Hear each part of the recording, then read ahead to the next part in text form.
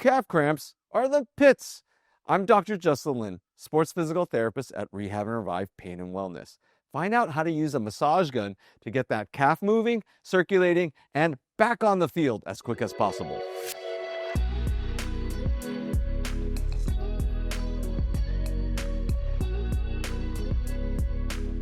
Stretching out a calf cramp may do you more harm than good. So I want to give you a fair warning, like a red alert.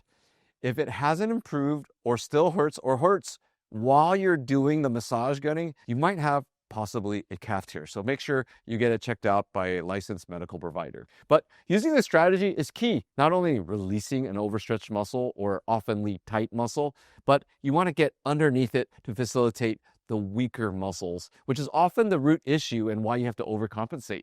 In the end, things will free up more effectively and efficiently. So let's get to it. All right, so we're going to use a massage gun. Over at Rehab and Revive, my personal favorite is Ached Away. I'm not getting paid for this by Ached Away. We do have a promo code if you're interested in purchasing this gun for $25 off, I think, or something like that. We'll link that below or after the video, during the video, or in the descriptions box. So the great thing about Ached Away is generally it's got a more quality motor.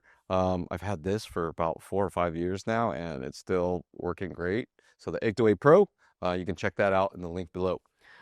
So how you deal with calf cramps and why they happen. Calf cramps are oftentimes, I like to tell people, basically it's something that's been overstretched. And that's why I said stretching might be bad for you. It might be making it worse.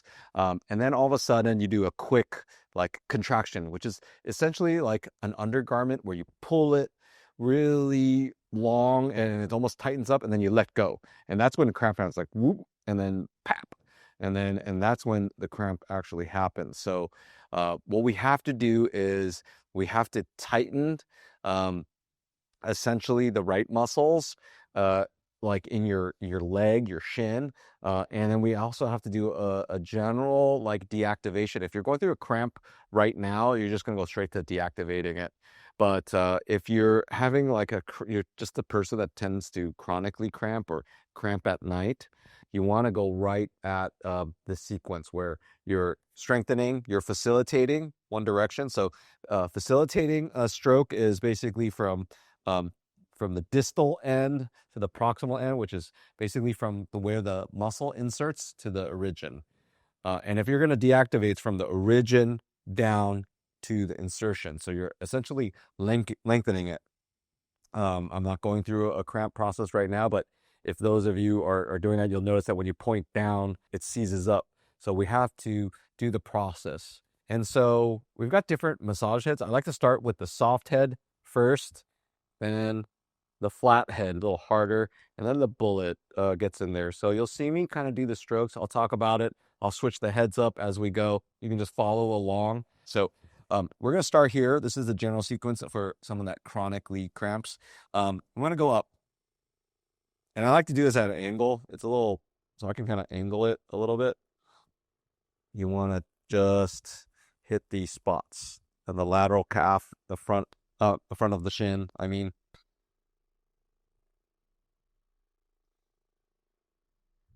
I kind of like to run through the sequence and then change the head. In particular, I know some of my old videos I just kind of do all three in one spot, and so here you also, this very deep, there's some deeper calf muscles like the soleus and the posterior tib are here. You can just hang out, generally feels good. A lot of you with shin splints, this is almost a very similar sequence. And actually, I think it is the same sequence. So, and then you want to start lengthening the calf itself. So, and that's like, boom, right here. I'm just going through the outside. I can go through the inside as well. And it just, notice how I'm not just blasting it. There's an intention to this. And I want to just kind of just lengthen. There's very much a neuromechanical reasoning for this where, you know, the nerves generally will give it a signal to just relax it. Relax the tendon, I mean. Good. Good. So we'll switch heads. And you can do this a little longer with different heads. Moving towards the flat head. Same sequence.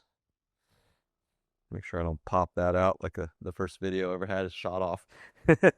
So once again, I am going to go from the front shin.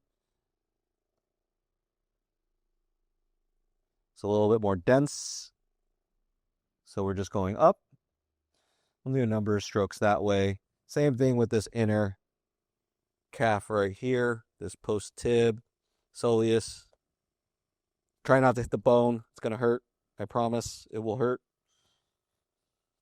And like I said, the warning ahead, if this is hurting or feeling worse when you're doing this, just stop. Don't do it and get it checked out. There's something more going on, something more involved, possibly a tear. Good. Okay, so then I'll do the calf to inhibit. Boom, boom. And like I said, it looks like I might be stroking over it, but I'm really having some distance. I'm bringing it back, going down. I've done this long enough that, you know, it looks quick, but it looks like I'm going both ways, but I'm really just going one direction. And then we'll transition to the next one, the bullet head. The bullet head, here it is. Okay, so this is a little bit more pointy. So we're gonna go up. And this is a little bit more narrow, so you might be able to hit certain spots that are tender, inflamed. You'll see that. Go up to this bone. There's a little bone here, the fibula. You can go inside, hit these inner calf muscle. This one feels good, actually, right about here. That's where so boom. So I'm just going, facilitating, just bottom up. Now, top down inhibits. Once again, I just follow that. I can go all the way down through the calf, all the way down to the Achilles, all the way down to the Achilles.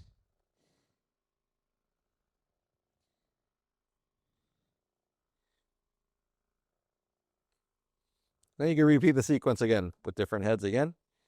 But I generally like it because, you know, these heads change the depth of the pressure and hit hopefully deeper for most of you all. And that's pretty much it. So let's check it out. And that's just easier. I feel like I'm not running into a bunched up rug or something. Yeah, it's not bunching up. And I just feel like I have a lot more control as compared to this other side. So there you have it.